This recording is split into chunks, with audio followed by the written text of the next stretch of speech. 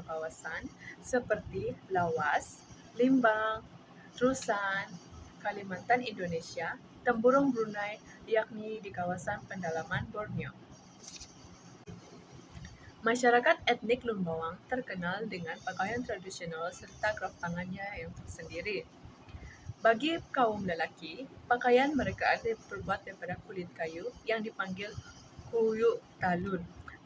Kain yang dililit di kepala pula dipanggil sebagai sigar, manakala cawat yang dipakai dipanggil apar.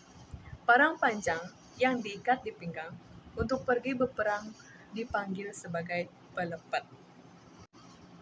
Bagi kaum perempuan pula, mereka akan mengenakan pata di kepala, beret di pinggang, banai di leher, dan gilang di tangan serta lengan.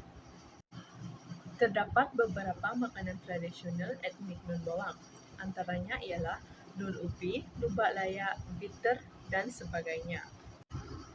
Tarian etnik Lun Bawang dikenali sebagai busak akui dan alai ngerang, manakala muzik yang dimainkan adalah gong, uni, tapi, telingut, suling, dan banyak lagi.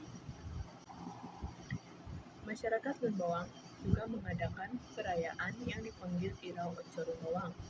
Irau Oco Lun Bawang ini diadakan pada setiap tahun untuk meraihkan warisan budaya.